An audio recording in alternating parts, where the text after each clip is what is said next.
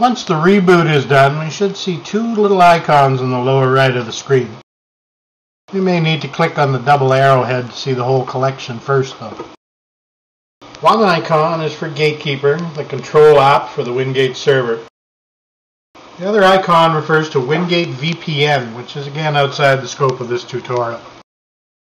Odd thing is, double-clicking either of the icons will get you the same place, the Gatekeeper app. We'll get to Gatekeeper just as soon as we delete those extra firewall rules that the install program created. Let's go to Start button, Control Panel again, and let's open Windows Firewall.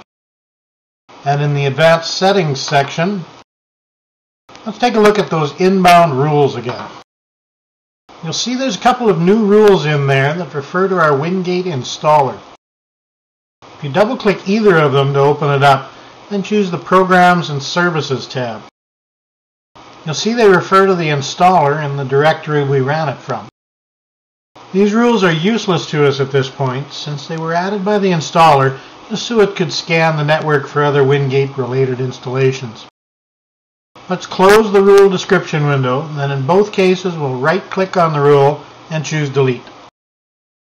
Alright, let's close the firewall windows and double-click either one of those WIngate icons in the lower right of the screen. The Gatekeeper app starts by prompting for the administrator's password.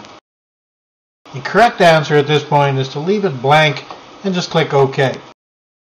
I personally don't like the idea of using the current Windows login, but we definitely need the box that says log on to local machine checked, because this is the machine the WIngate engine is running on. As far as using these details next time to log in, that should definitely wait until we've set up our password. So we just click OK to move on. It's a bit confusing that we're being prompted about not using a password at this point. For now, we just want to click OK. Here's why we left all the password stuff blank for this first time starting Gatekeeper. This warning says we need to set a password to gain initial access. I read on the Cubic forum once that the part about the program not functioning properly with a blank password is actually BS. But I generally like to keep network stuff passworded just as basic hacker proofing, so I'd suggest you not actually leave it blank. Let's click OK to get by the warning, and then fill in a password and retype it to verify we didn't make a typing mistake, then click OK. Alright, it's time to start turning stuff off. WIngate server does a ton of different things. This tutorial is going to set it up to do just one tiny little thing: provide an HTTP proxy service. I'd strongly suggest you get that and just that working, then you can go in and selectively experiment with all the other stuff. The way the tabs come up initially, we should see the System Services listed on the left. If you don't see the tabs that say System, Services, and Users along the bottom of the Gatekeeper window, you may need to choose View from the top line menu, then click on the first item in there, Control Panel. We're going to start at the top of the list and double-click each entry to open its configuration dialog. Most of the dialogues are similar, at least in the way we turn that function off. Start by double-clicking DHCP service. In the config dialog box, change the value of the service startup drop-down list to service is disabled, then click OK. You'll see the DHCP service has been turned off. Double-click WinSock Redirector service, which is used when WIngate server is managing a collection of client computers, and set the service drop-down to disabled as well. Then click OK to get back to the services list. Double-click GDP service, which WIngate client machines and the Gatekeeper program use to find the WIngate server machine, to set that service to disabled, and then click OK. Double-click DNS service, and disable it since we're going to use our existing DNS servers directly. Click OK to get back to the services list again. Now double-click the Remote Control service, which allows Gatekeeper to manage WIngate from a remote machine. You'll see it doesn't give us the chance to disable it. The help file says it automatically gets reinstalled if it ever becomes corrupt. I personally think these kind of services are a security concern if they're left running. But since it's required to let Gatekeeper interact with the WIngate engine, you just have to make sure it doesn't get bound to an external adapter. I'll get into bindings a bit later, but for now just click the bindings item in the configuration list on the left. You want to make sure there is only one entry in the binding policy area and that the entry there specifies the loopback adapter at 127.0.0.1. If by some chance there are any other lines in the binding policy area, just highlight them and click the delete button. Clicking OK will get us back to the services list again. Moving on, double-click the POP3 server. This service would allow mail programs like Outlook, for example, to pick up mail on our machine or possibly just proxy the request on to another POP3 server. We'll disable that since it isn't something we want to do at the moment, and OK to get back to the list. Next is the SMTP server. This isn't going to help us out at the moment. We want to disable it. A quick word of advice here since we're on the subject. Nothing will get your ISP's attention faster than running an open SMTP relay that lets spammers pump thousands of emails stamped with your IP address through your machine. Be careful with this service. It will get you tossed from your ISP before you even realize the spammers have found you. So click OK again. Let's double-click IMAP server. This is more or less an alternative to POP3, and it would allow mail programs to log in and access mailboxes if we were hosting any on this machine.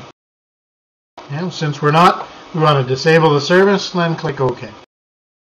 The next item in the services list isn't a service exactly, but let's double-click email to open that configuration dialog. There's a couple of things in there we want to disable.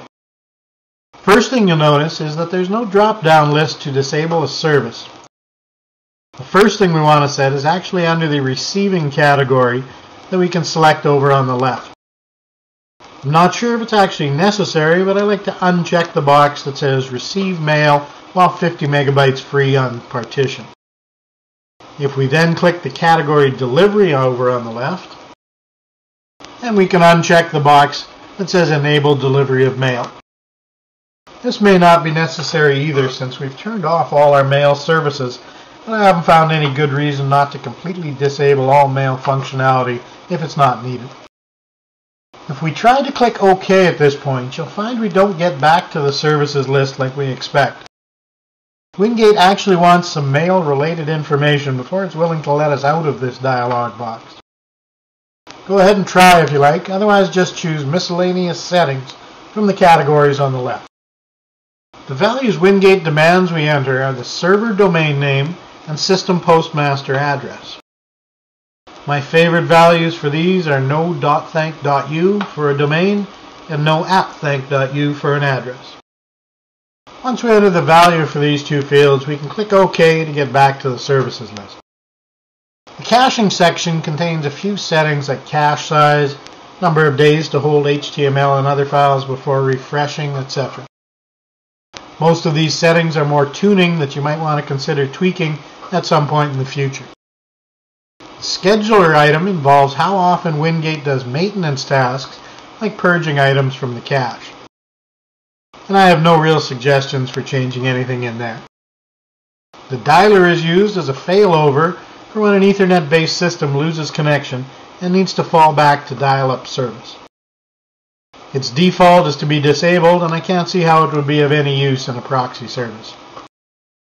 That brings us to the DNS-WINS resolver item, and in there are a couple of things to configure, so double-click to open the dialog. First thing we want to do is add our DNS info.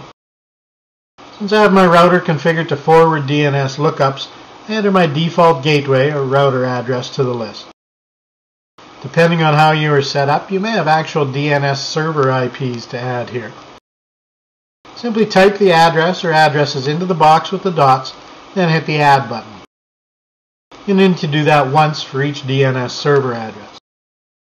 As for the checkbox that says Lookup Names in Hosts file, I've got a bunch of Adobe license URLs mapped to 127.0.0.1 in there, so I tend to leave that checked. Next, we want to uncheck a couple of things under the WINS category over on the left. The top checkbox refers to an LM hosts file that I don't even have on my system. I've got an lmhost.sam file at that location, and it contains nothing but comment lines. I unchecked that lookup names in LM hosts checkbox and the one that talks about periodic network enumeration too. The other three categories on the left I don't see any need to fool around with, so we just want to hit OK to move on. Since we don't have any certificates to include, we can leave the server certificates topic alone as well. That puts us about half done the configuration stuff. Now on to the services tab next.